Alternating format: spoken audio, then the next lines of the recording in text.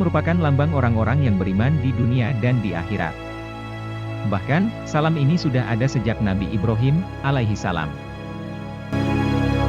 Dalam surat Az-Zariyat ayat 24-25 Allah berfirman, "Sudahkah sampai kepadamu cerita tentang tamu Ibrahim, malaikat-malaikat yang dimuliakan?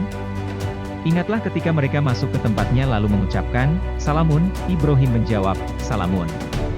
Kamu adalah orang-orang yang tidak dikenal." Sampai di surga pun orang-orang yang beriman masih akan bertemu dengan salam. Allah berfirman dalam surat Yunus ayat 10, doa mereka di dalam surga ialah subhanakallahumma. Dan salam penghormatan mereka ialah salam. Salam adalah suatu perintah Allah.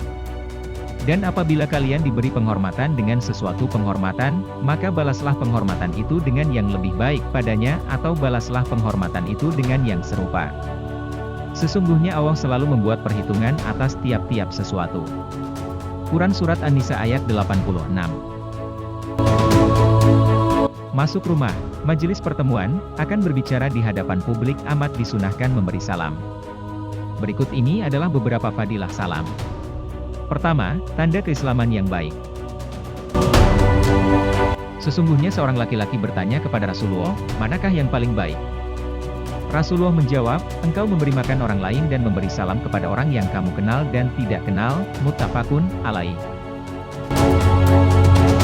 Kedua, telah disyariatkan sejak Nabi Adam, Rasulullah bersabda, ketika Allah menciptakan Adam, Allah berfirman kepadanya, pergilah dan ucapkan salam kepada para malaikat yang sedang duduk itu kemudian dengarkanlah jawaban mereka kepadamu, karena sesungguhnya jawaban itu merupakan penghormatan bagimu dan penghormatan bagi anak cucumu. Maka Adam mengucapkan, Assalamualaikum, mereka menjawab, Assalamualaikum warahmatullahi. Mereka memberi tambahan dengan warahmatullahi, muttafaqun alaih. Ketiga, merupakan rangkaian perintah yang dianjurkan Rasulullah. Dari Baro bin Azibra, ia berkata, Rasulullah menyuruh kami untuk melaksanakan 7 macam perbuatan yaitu menjenguk orang sakit, mengantar jenazah, mendoakan orang yang bersin, menolong orang yang lemah, membantu orang yang teraniaya, menyebarluaskan salam dan menepati sumpah. Hadis riwayat Bukhari dan Muslim. Keempat, menumbuhkan rasa cinta sesama muslim. Dari Abu Hurairah berkata, Rasulullah bersabda, kamu sekalian tidak akan masuk surga sebelum beriman, dan kamu sekalian tidaklah beriman sebelum saling mencintai. Maukah kalian aku tunjukkan sesuatu yang apabila kamu kerjakan niscaya kamu sekalian akan saling mencintai? Yaitu sebarkanlah salam di antaramu sekalian. Hadis riwayat Muslim. Kelima, merupakan anjuran Rasulullah dalam khutbahnya. Dari Abu Yusuf Abdullah bin Salam berkata, saya mendengar Rasulullah bersabda, wahai sekalian manusia, sebarluaskanlah salam, berikanlah makanan, hubungkanlah tali kekerabatan dan sholatlah sewaktu orang-orang sedang tidur, kalian akan masuk surga dengan selamat. Hadis riwayat Turmuzi. Adapun adab tata cara memberi salam, yang pertama, salam dianjurkan juga kepada orang yang gaib, atau yang terkenal dengan istilah, kirim salam kepada fulan. Dari Aisyah berkata, Rasulullah bersabda kepadaku, ini Jibril menyampaikan salam untukmu. Maka saya menjawab, Waalaikumsalam warahmatullahi wabarakatuh. Hadis riwayat Bukhari Muslim. Kedua, dianjurkan mengucap salam dengan sempurna, agar pahalanya lebih banyak. Dari Imran bin Al-Husain berkata, ada seseorang datang kepada Nabi dan mengucap Assalamualaikum. Salam itu dijawab oleh beliau dan ia duduk, kemudian beliau bersabda, 10. Setelah itu datang lagi seseorang dan mengucapkan salam, Assalamualaikum warahmatullahi. Salam itu dijawab oleh beliau dan ia duduk, kemudian beliau bersabda, 20.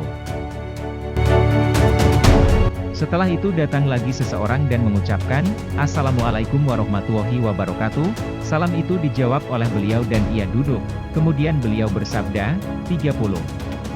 Hadis riwayat Abu Daud dan Turmuzi. Maksud hadis di atas, bahwa pahala salam tergantung bentuk salamnya. Barang siapa yang mengucapkan Assalamualaikum, pahalanya 1 hasanah dan dilipat gandakan sampai 10 hasanah. Dan barang siapa yang mengucapkan Assalamualaikum warahmatullahi, pahalanya 2 hasanah dan dilipat gandakan sampai 20 hasanah. Sedangkan yang mengucapkan Assalamualaikum warahmatullahi wabarakatuh, pahalanya 3 hasanah dan dilipat gandakan sampai 30 hasanah. Ketiga, sunnah mengulang salam jika salamnya belum terdengar. Dari Anas bahwasannya bila Nabi mengatakan sesuatu perkataan, beliau mengulanginya 3 kali sehingga benar-benar dapat dimengerti. Dan bila beliau mendatangi suatu kaum maka beliau mengucapkan salam kepada mereka sampai 3 kali. Hadis riwayat Bukhari. Keempat, apabila mendatangi orang-orang yang sedang tidur, salam sunnah diucapkan tidak terlalu keras agar tidak membangunkan mereka dan tidak terlalu pelan sehingga tidak terdengar oleh orang yang tidak tidur. Dari Al-Miqdad di dalam hadisnya yang panjang, ia berkata, kami biasa memberikan susu yang sudah menjadi bagian Nabi. Apabila datang pada waktu malam, beliau mengucapkan salam yang tidak sampai membangunkan orang tidur tetapi bisa didengar oleh orang yang jaga. Nabi biasa datang dan mengucapkan salam sebagaimana tersebut di atas. Hadis riwayat Muslim.